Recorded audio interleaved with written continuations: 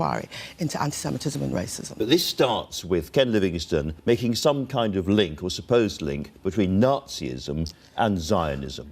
And this is something that goes back in the left of the Labour Party quite a long way, as we both know. Come on, Andrew. It doesn't start with that.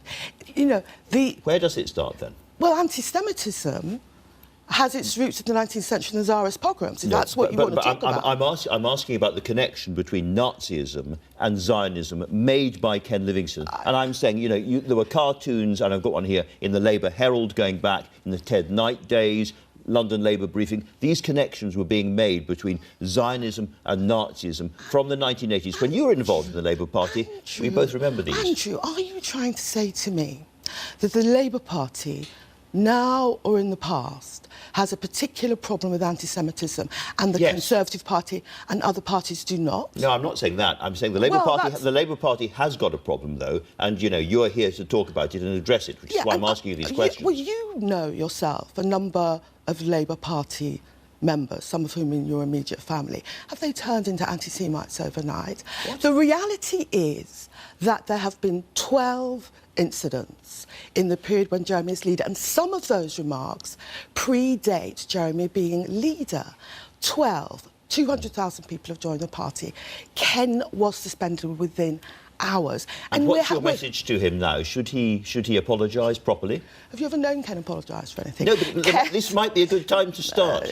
Ken's remarks were extremely offensive. He was suspended within hours. There's going to be an investigation, and, you know, the party will decide what happens to Ken. A lot of your colleagues think that it would be outrageous to let him back into the party and very, very damaging to the party if he's allowed in again after what he said and without apologising.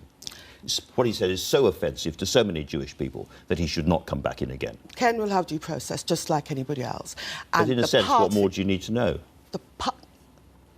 Ken will have due process, and the party will decide what happens. And, you know, it's something of a smear against ordinary party members. Absolutely not. No, it is. Absolutely not. It is that's a smear I'm sorry, to that's say ridiculous. that the Labour Party has a problem with anti-Semitism. You just set up an inquiry to look into it. If you haven't got a problem, why have you set up an inquiry? There are issues. If there's no problem. There's issues about process, because there's nothing in the rules about anti-Semitism, racism, Islamophobia. We're going to make the rules explicit. So it's not a problem, it's just a process thing. Anti-Semitism is a problem across Europe. We've seen what happened in Paris. We've seen the rise of the French National Front. 200,000 people have joined the Labour Party. You're saying because there have been 12 reported incidents of hate speech online that the Labour Party is somehow intrinsically anti-Semitic? There are elements in left-wing thought which have gone on for a long time. They are not the whole Labour Party, they are part of the Labour Party, and they have been equating Jews and Nazis right for a long time, which is deeply, deeply offensive. So I'm talking nonsense, am I? OK, so what about this? Here is the photograph from a newspaper edited by Ken Livingstone in the 1980s, Labour Herald. I don't know if people can see this. What could be more anti-Semitic than that?